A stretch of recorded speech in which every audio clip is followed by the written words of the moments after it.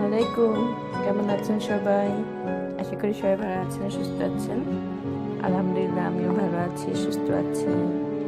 আমি এই যে ক্যাপসিকাম কাটতেছি, ক্যাপসিকাম ভাজি করব। এটা পেঁয়াজ আর ডিম দিয়ে ভাজি করে। তো আমি এটা কেটে তারপরে দেখাচ্ছি। কিছু কিছু পেঁয়াজ আমি একটু বড় বড় দিব, আর এই যে কিছু কচি কুচি করা একটু রসুন দিব, আর গোলমরিচের গুঁড়া দিব, দিয়ে একটু আর ডিম ফেটে দিব। একটা দুইটা দেওয়া যায়। তো তেলে ভাজি করব। এটা খুব টেস্টি হয়, মজা লাগে আমার কাছে। তো আমি দেখাবো। আর একটু ঢেঁড়স, কিছুটা ঢেঁড়স যে চিংড়ি মাছ দিয়ে রান্না করব।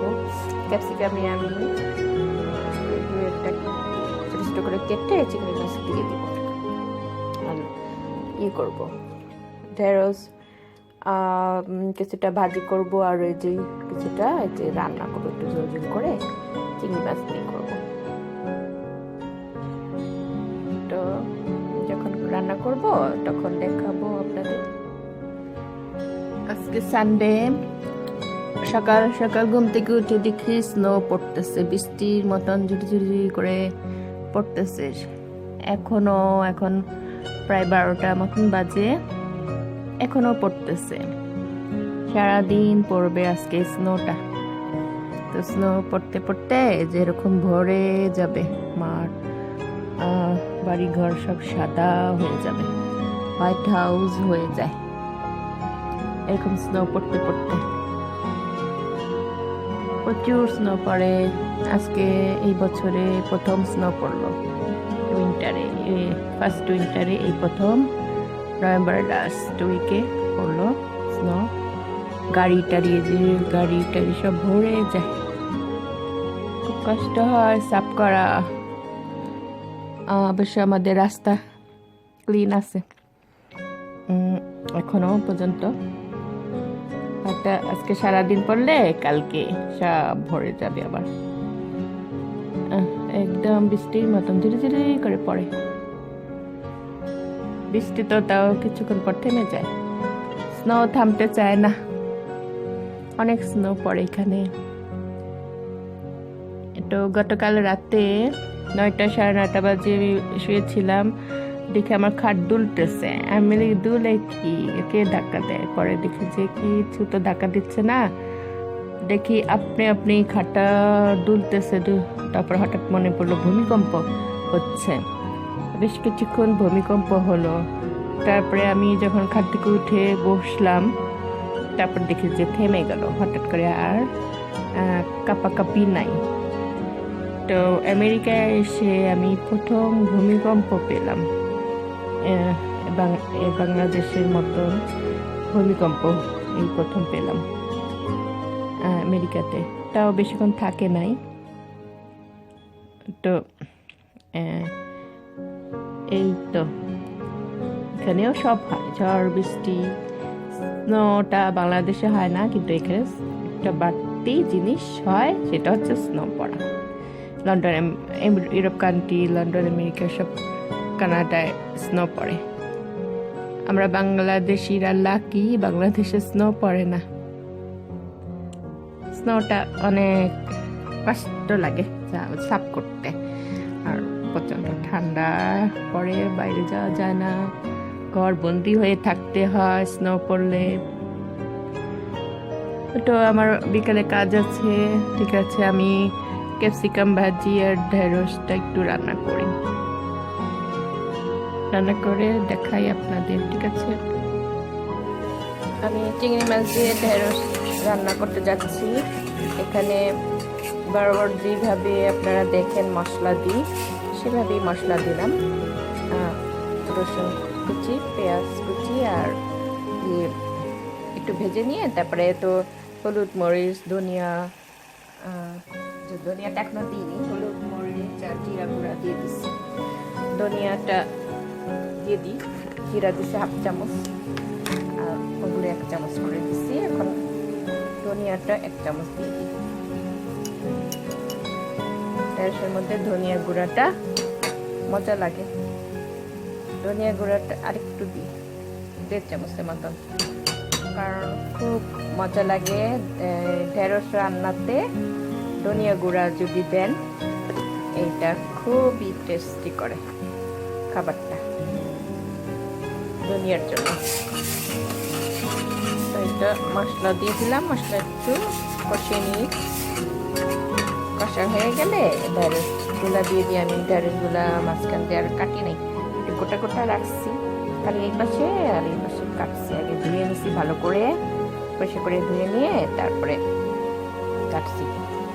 তো আমি ঢেঁড়সগুলি এখানে দিয়ে দিই, মশলার সাথে কষিয়ে নিয়ে তারপরে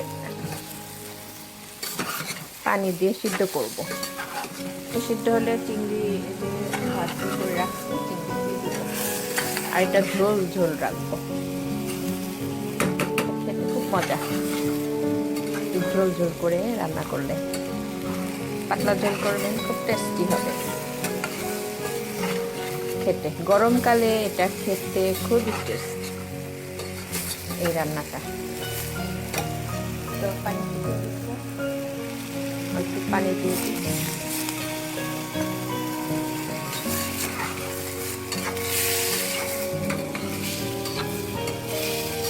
ঢেঁড়সে বেশি নাড়াচাড়া করা কিছু নেই, জাস্ট একটু মশলার সাথে মিক্সড করে এই যে পানি দিয়ে দিব। একটু পানিতে এটা সিদ্ধ হতে থাকবে, পানি দিয়ে আমি খুব ঢাকনা করে দিব। যতক্ষণ লাগে চিংড়ি মাছ দিয়ে দিব।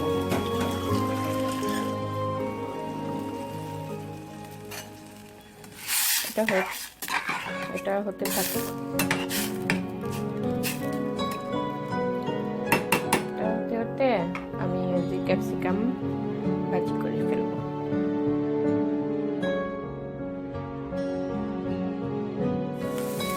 তো আমি এখন ক্যাপসিকাম ভাজি করছি। এই যে ঢেঁড়স বসিয়ে দিয়েছি, এটা সিদ্ধ হচ্ছে।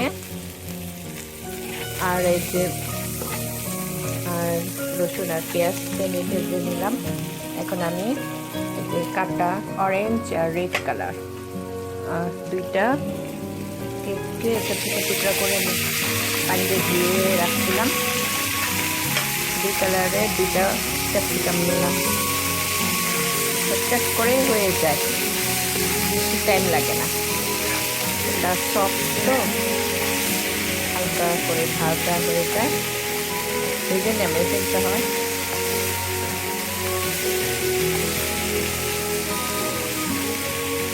আমি এখানে লবণ দিয়ে দিচ্ছিলাম 1 চামচ। এখন এই যে গোটা গোটা একটু বড় বড় পেঁয়াজ দিয়ে দিব, এটার সাথে ভালো লাগে। একটু বড় বড় করে কেটে একটু গোটা গোটা যদি এটা গোল গোল করে কাটতেন, দেখতে আরো সুন্দর লাগে, কেমন লাগে খেতে।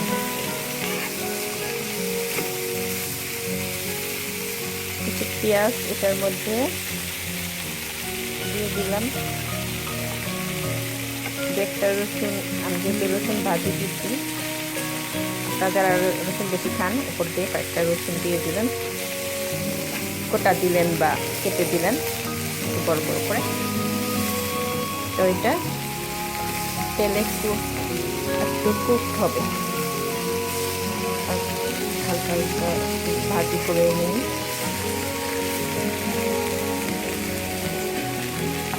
নামানোর আগে একটু কর্নফ্লাওয়ার পাতলা করে গুলিয়ে দিয়ে দিবেন।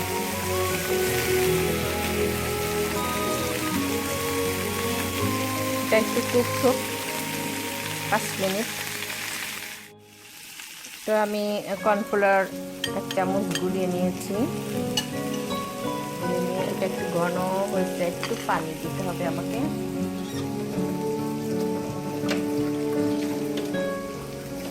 আরো বেশি ঘন হলে তখন এটাও ঘন ঘন হয়ে যাবে ভাজিটা। আমি একটু পাতলা করে দিয়ে দিচ্ছি কর্নফ্লাওয়ার, 1 কাপ মতন পানি দিয়ে কর্নফ্লাওয়ার 1 চামচ গুলিয়ে দিয়ে দিবেন, হাফ কাপ বা 1 কাপ পানি দিবেন, দিয়ে এটা কি ঘন ঘন নাড়তে হবে, না নাড়লে এগুলি বসে যাবে, এটার সাথে একটা লেগে থাকে।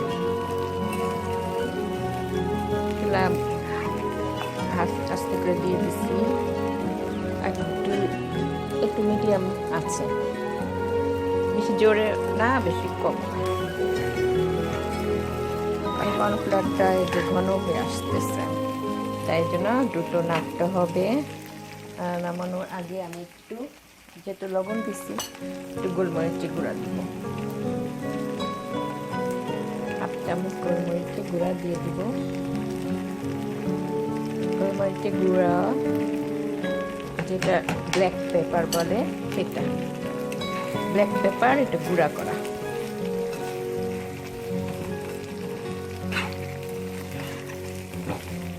দিয়ে দিলাম। এখন আমি এই যে ডিম, একটু চিংড়ি মাছ পিস করছি, চিংড়ি মাছ না দিলেও চলে, অপশনাল, ডিমটা দিতে হবে, ডিম না দিলে এই খাবারের কোনো মজা পাবে না। ডিম আপনি 2টা দিতে পারেন, কেটে ভেজে নেবেন আলাদা করে, আমি 1টা দিচ্ছি।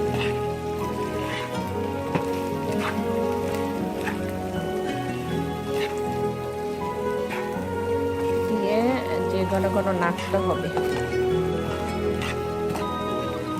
ভালো করে মিক্স করে যে নামিয়ে ফেলবো 1 মিনিটে।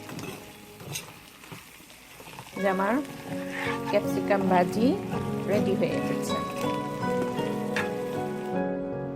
স্নো পড়া বন্ধ হয়নি, এখনো স্নো পড়তেছে, তবে আগের চেয়ে কম পড়তেছে। আর দেখেন আমাদের সিঁড়ির কি অবস্থা, সিঁড়িতে স্নো ভরে গেছে। এখন এগুলি আস্তে আস্তে সরাইতে হবে, একটু একটু এক সাইড করে সরাতে হবে, না হলে আমি নামবো কিভাবে, আবার আসার সময় আরো ভরে যাবে, তখন উঠতে কষ্ট হবে। তো বাইরে ঠান্ডা ঠান্ডা লাগছে অনেক। হোয়াইট হাউস হয়ে গেছে আমাদের ডেট্রয়েট, এখন হোয়াইট হাউস। তো আমি সার্ভ করার কাজে নেমে যাই। এটা রেডি, কমপ্লিট হয়ে গেছে। আমি এখন যে ঘন ঘন একটু হয়েছে, আমার এটা রেডি। আমি চুলা বন্ধ করে নামিয়ে ফেললাম। আর আমার দেখি আমি ঢেঁড়সটা চুলায় নিয়ে আসি। আমার ঢেঁড়সের কি খবর, ঢেঁড়স চিংড়ি কি খবর দেখি।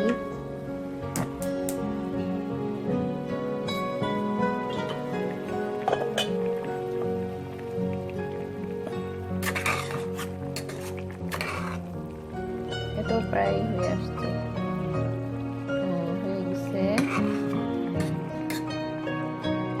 এটাও রেডি। আমি এখানে একটু জিরা সার্ভ করা, জিরা ভাজা দিব।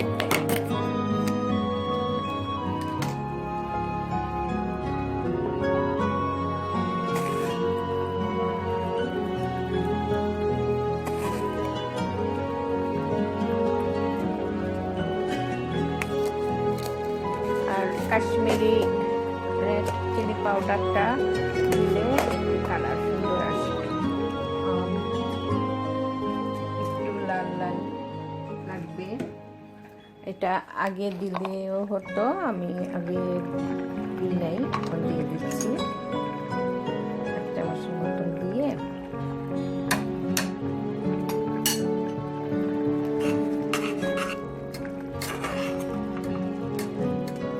আর কিছুক্ষণ 3-4 মিনিট রেখে নামিয়ে ফেলবো এটা। ওকে, আমার রান্না শেষ। সবাই ভালো থাকবেন, সুস্থ থাকবেন, আল্লাহ হাফেজ। আজকে ওয়েদার খুব খারাপ, স্নো ফল হচ্ছে, সারাদিন হবে স্নোফলটা। তো এর মধ্যে কাজে যাব, দোয়া করেন যেন সুস্থ থাকি, এই স্নোর মধ্যে যেন ভালো মতন কাজে যেতে পারি, কাজ থেকে ফিরে আসতে পারি। আমার জন্য দোয়া করবেন, সবাই সুস্থ থাকেন এই দোয়া করি। আল্লাহ হাফেজ।